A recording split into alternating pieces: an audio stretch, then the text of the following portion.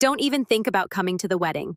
My mom said you're not welcome there, so I took back everything I paid for and let them discover the truth. The hard way. My name's Kevin. I'm 27. And up until about 2 years ago, I still held out hope that my family would eventually come around and see me as more than the convenient scapegoat they molded me into. But people don't change just because you hope they will. Sometimes they double down. And when they do, all that's left is for you to stop hoping and start remembering who you are. I grew up as the oldest of three. Then came Rachel, the golden child, and Eric, the accidental caboose, who was too young to matter in any of the family politics. From the outside, it probably looked like we were close. Family holiday photos, polite comments on Facebook, the usual digital facade. But behind the scenes, I was the one expected to clean up everyone's messes. When Rachel crashed her car in college, I was the one who drained my savings to help her keep it quiet so she wouldn't lose her internship. When Mom forgot to pay the electric bill 3 months in a row and tried to blame it on Eric playing video games, I quietly covered it. No thank you, just a head tilt and a vague, well, that's what you're supposed to do for family, right? I kept doing it for years. Every favor, every dollar, every piece of emotional labor, I gave it without a fight. I thought that maybe, just maybe, if I kept showing up, they'd finally see me as someone they could be proud of. That illusion shattered last November on what should have been a normal afternoon. Rachel had just gotten engaged to her longtime boyfriend, Brandon. We weren't close, but he always struck me as one of those harmlessly bland types. He wore boat shoes to Thanksgiving and said things like, "Killer spread Mrs. C." Still, I was genuinely happy for her. I thought this might be the moment we all turned a corner. I texted her congratulations, offered to help however I could, and even volunteered to handle their honeymoon costs as a wedding gift. She responded with a half-hearted thanks, and I didn't think much of it. Then 2 weeks ago, I got a call from Mom while I was wrapping up work. I still don't know if she meant to let the venom in her voice slip through or if she genuinely didn't care that I heard it. Don't even think about showing up to the wedding. She snapped before I could say hello. Rachel's finally going to have the perfect day she deserves, and we're not going to let you ruin it. I was quiet for a second, trying to figure out what she was talking about. I wasn't planning on making a speech or doing anything flashy. I was just going to show up, clap at the right moments, maybe hug a few people. Ruin it? How I asked, slowly. Her voice dropped into that sickly sweet tone she always used when she wanted to disguise something cruel. Kevin, you've never exactly looked the part, you know that, right? You always dress like you're going to a job interview and not a good one. And the way you hover around, it's off-putting. Rachel doesn't want you in the photos. She asked me to tell you, and frankly, I agree. I couldn't breathe for a second. It felt like my ears were ringing. All the years I'd bent over backward for them, all the effort to be supportive, and now I was being told I didn't even deserve a seat at the wedding, that I'd somehow ruined their perfect little family image by simply existing in the background. I could hear Rachel's voice in the background, too. Light, dismissive laughing like this whole thing was some kind of inside joke. "Tell him he can send a gift, though," she called out. "He's still good for that." I didn't raise my voice. I didn't yell or defend myself. I just smiled. It was the same smile I used to give my boss when he tried to dump his work on me. The one that says, "You have no idea what I'm about to do." "Sure," I said, my tone light. "I understand." She hung up without another word. I opened my laptop, logged into the joint account I'd set up for the honeymoon gift, and reversed the transfer. $4,200 back into my pocket in 5 seconds. I took a screenshot of the reversal and texted it to Mom with a simple caption, "I wouldn't want to ruin anything." No reply, but I know she saw it. She always reads messages obsessively. Now here's the part they really don't know. Last year, I quietly invested in a chain of mid-tier venues that were struggling post-pandemic. One of them happened to be the exact location Rachel bragged about booking on Instagram. Lakeview Ridge, the one with the big white gazebo and overpriced brunch menu. The moment I recognized it in her post, I double-checked my emails. Yep, it was under our portfolio. Not only did I partially own it, I had final sign-off power on all large events held there, including, say, weddings. At first, I considered pulling the plug immediately, just canceling the booking. Watching them scramble, but that felt too easy. Too quick. They wouldn't feel it. They wouldn't understand it. I wanted them to stew in their own smugness a little longer. I wanted them to post their countdown stories, their dress fittings, their seating chart arguments. I wanted them to laugh behind my back just a few more times. So instead, I've been watching, patiently waiting. I made a few quiet calls to the event coordinator at Lakeview Ridge, asking to be notified if there were any concerns or issues with the Carsons' wedding reservation. I reviewed the contract, and let me tell you, it's airtight except for one tiny clause buried deep in the fine print. Full payment is required 10 days before the event or the booking is considered forfeited. Not delayed, not postponed, forfeited. The wedding is in 12 days, and as of this morning, no final payment has been submitted. I didn't need to do anything yet. Just wait. Watch. Let them keep treating me like a footnote, like a burden they'd rather crop out of the pictures. Let them keep smiling for the camera, completely unaware that the floor they're standing on was laid by the one person they deemed unworthy of standing beside them. It was amazing how quickly people forgot where their money came from once it was no longer being handed to them in silence. I hadn't heard a single word from Rachel or my mom since that phone call. Not even a half-hearted, maybe you could come to the rehearsal dinner as a peace offering. Nothing, just silence and smugness. But that's the thing about silence. It lets you hear everything they don't say out loud. I spent the next few days doing something I hadn't done in a long time, living my life without them. I hit the gym again, cleaned up my apartment, took myself out to dinner. For once, my phone wasn't blowing up with requests for favors or emergency money transfers. It was peaceful quiet in the kind of way that feels earned, like the calm before a controlled storm. But then 5 days before the wedding, I got a notification from the venue's coordinator, Amy. She's been with Lakeview Ridge for years and has seen more family meltdowns than a therapist. She's sharp, composed, and a little too observant for her own good. Her message was short and polite, but the subtext was crystal clear. Hey, Kevin, just checking in. The Carson party still hasn't submitted the final payment. I've sent 2 reminders with no reply. Let me know how you want to handle it since it's close to the deadline. I called her back that afternoon and we talked through it. I kept my tone casual, professional. If it's not paid by the deadline, we'll consider the booking void per policy. Just follow the contract. Amy hesitated. You sure? I mean, they're really banking on this thing? They've got like 15 vendors, scheduled a whole live string quartet, and there's talk of releasing doves during the vows. I smiled faintly. Doves, huh, classy. She laughed quietly. Okay, I'll follow protocol. Deadline's in 2 days. Now I could have warned them. I could have texted Rachel a simple, hey, just so you know your payments is late. But I didn't because they made it clear I wasn't family. Not important enough to stand in a photo. Not important enough to warrant a chair, just a walking wallet with a pulse. And that's when I decided I wasn't going to interfere. I was going to let the natural consequences of their carelessness do all the work for me. On the morning of the deadline, I took the day off work and treated myself to a good breakfast. Eggs, coffee, extra crispy bacon. I checked my email around noon. Still nothing. No payment, no message, no Hail Mary. Oh my God, we forgot. Just radio silence. That night, Amy marked the booking as canceled in our system. At 7:18 p.m., I got a call from a number I didn't recognize. I let it go to voicemail. 30 seconds later, another call. Same number. I finally picked up. Hi, is this Kevin? This is Teresa. I'm Rachel's wedding planner. I nearly laughed. Of course it was. Yes, I said, keeping my voice neutral. So, we're just trying to sort out a minor issue with the venue. I understand there was some kind of system error, and the final payment didn't go through, probably a glitch with our account, but we were hoping to confirm everything is still on track for Saturday. I leaned back in my chair, glanced at the ceiling. No system error. The payment deadline passed last night. The booking's been released. Silence.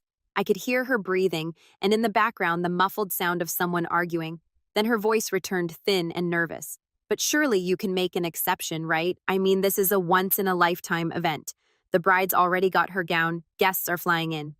Teresa, I interrupted gently. I understand. But the contract is the contract. If they wanted it locked in, they should have paid on time. We've been more than generous with reminders. She stammered a bit before trailing off with a shaky, I'll talk to Rachel. The next call came less than an hour later. This time it was Mom Kevin. She barked, no greeting. What is going on with the venue? Rachel is in tears. They said the booking was canceled because of you. I raised an eyebrow. Me, I didn't cancel anything. The deadline passed. I just happened to know the coordinator. You knew, and you didn't say anything. You let this happen. I let what happen? You mean I didn't step in and cover for your mistake again? There was a beat of silence, then her voice turned cold. Do you really hate your sister that much? No, I said slowly. Clearly, I just finally decided to stop letting you all treat me like I'm disposable. You said I'd ruin the photos. So I took myself out of the picture. You always have to make it about you. She spat. No, I said again, quieter this time. You did. You made it about me the second you decided I wasn't worth a chair at your perfect wedding. I'm just following your lead. She hung up without another word. That night I got a text from Rachel. No greeting, no emoji, just this. You seriously couldn't have warned us? And then a second later, wow, you're a bitter little man. I didn't reply. I didn't need to because the next part that was entirely in my hands now. The venue was gone. Their dream wedding had no foundation. Vendors were pulling out. Doves were staying caged. And they still had no idea just how deep this rabbit hole went. Because while they were scrambling to find a last-minute location, I was sitting on a little secret.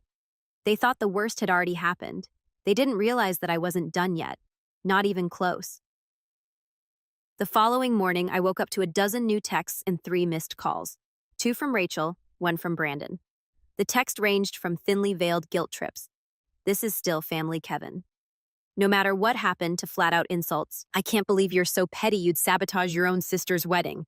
I read them all over coffee, scrolled through without reacting. They didn't know the half of it. See, Rachel and Brandon had spent the last year parading this wedding around like it was some royal event. Magazine-style engagement photos, a custom website with a countdown, a color palette with 4 shades of soft champagne. The venue wasn't just a pretty location. It was the entire brand. Lakeview Ridge was the backdrop in every one of their online posts, their Pinterest board. Even the RSVP envelopes had a watercolor painting of a gazebo. It was a curated fantasy, and they built it on borrowed money and other people's generosity, including mine. They hadn't told anyone I was paying for the honeymoon. They took the money, smiled for Instagram, and acted like it was just something Brandon pulled out of thin air. The worst part, I was proud of them. I actually wanted them to have a beautiful start. But apparently the ugly brother didn't fit the theme, and now with 4 days to go, the clock was ticking. They were scrambling to find a new venue. And I knew how that process looked from the inside. Nothing decent was available at that short notice, especially not one that could accommodate the number of guests they were expecting. Even if they found a backup, everything from their floral arrangements to their ceremony setup would have to be redone. And the real kicker, they bragged for months about the custom package they negotiated at Lakeview Ridge. What they didn't know was that the coordinator Amy gave them that rate because I told her to. I wanted to gift it without the awkwardness. Now that the booking was void, that rate was gone. If they did manage to rebook, it would cost them double if we let them back in at all. I got another call that afternoon, this time from Brandon. Hey, Kevin, listen. I know there's been some tension, but I wanted to clear the air, man to man. I said nothing, letting him twist in the silence. He cleared his throat.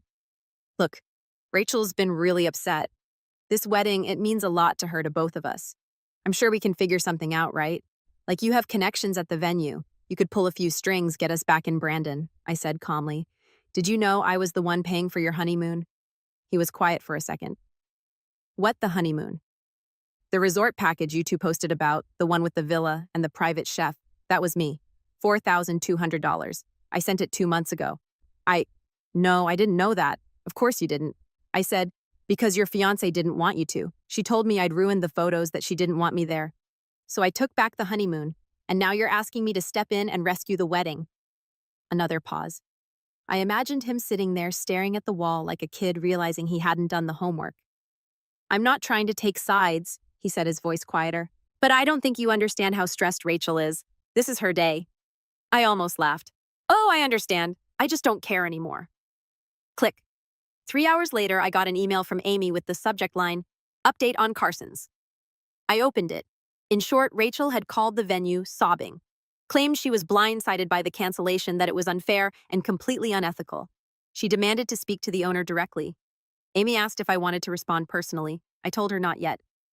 Instead, I did something better. I logged into the venue's website backend and added a small update to their homepage. Please note, Lakeview Ridge is proud to host a private corporate event on April 27th. No wedding bookings will be honored on this date. That was their wedding day. I didn't use their names. I didn't have to. Anyone looking for a last-minute rebooking would see it. Every other venue in the area would assume we were booked solid. I had just quietly turned off the lights on every backup plan they had. That night, my aunt messaged me. Aunt Claire texted, "Hi, sweetheart. Can we talk?" Rachel's devastated. Your mom is beside herself. I stared at it for a while.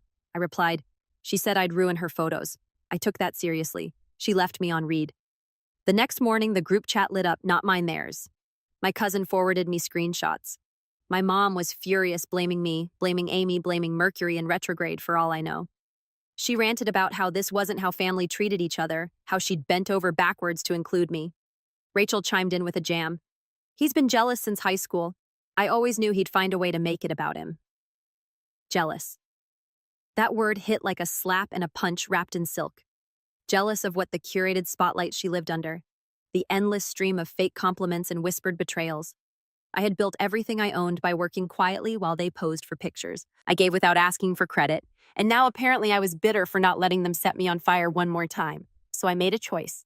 I forwarded everything to Amy and said, "You can respond now. Tell them the owner reviewed the situation and denied the rebooking, per policy." Then I picked up the phone and made one more call. A friend of mine named Carter runs a high-end catering company downtown. He owed me a favor. I asked him for a little something for Saturday. Nothing big, just a modest corporate lunch-on. 10 people, same day, same time, same venue. He laughed.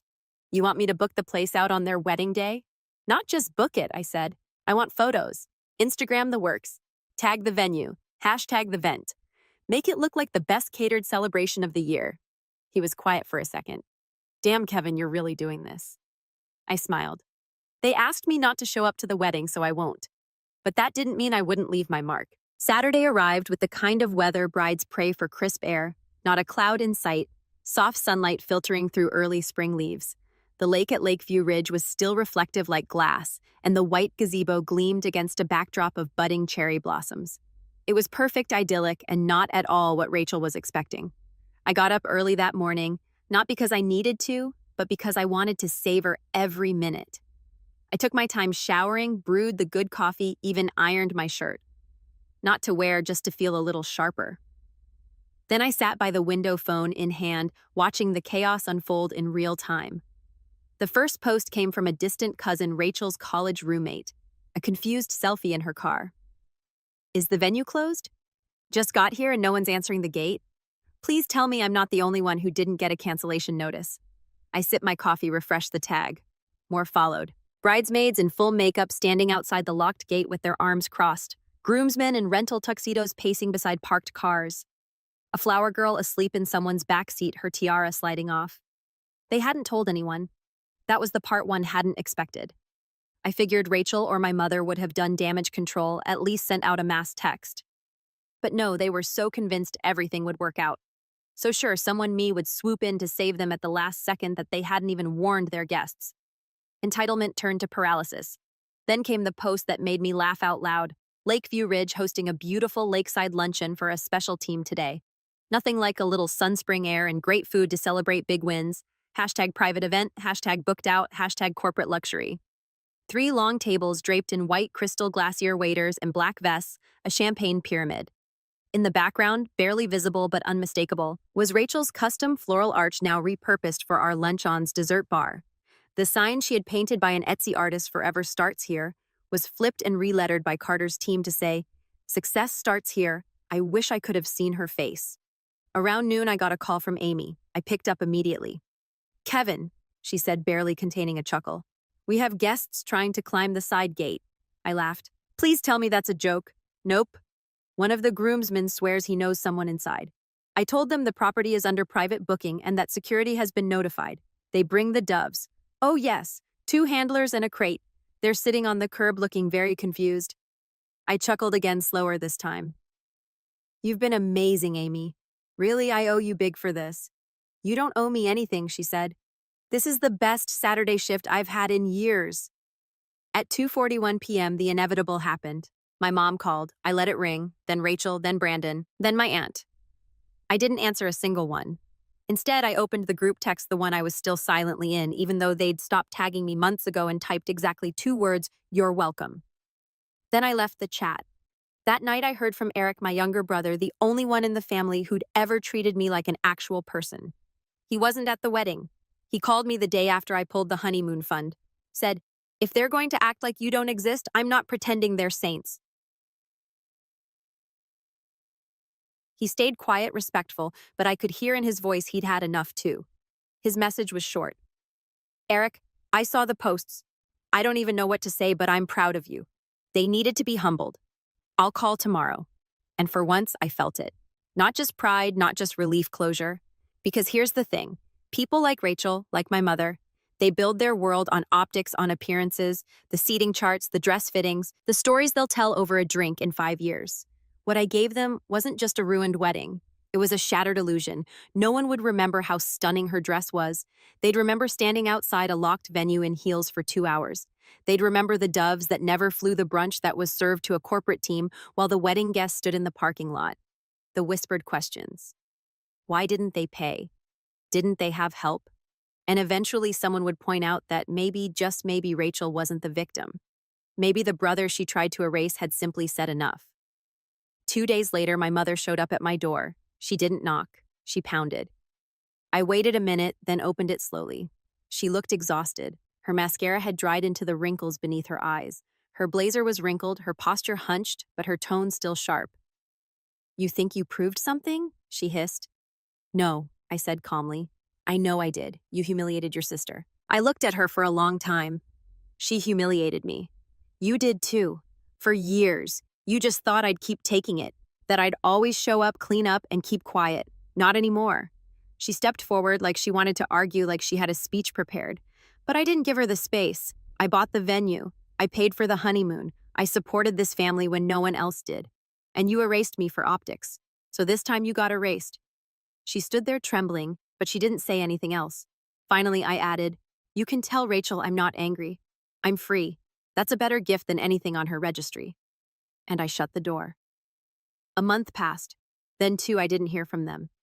Eric and I grabbed dinner twice a week now. We talked about work, about life. Sometimes we even laughed about the great wedding disaster of the year.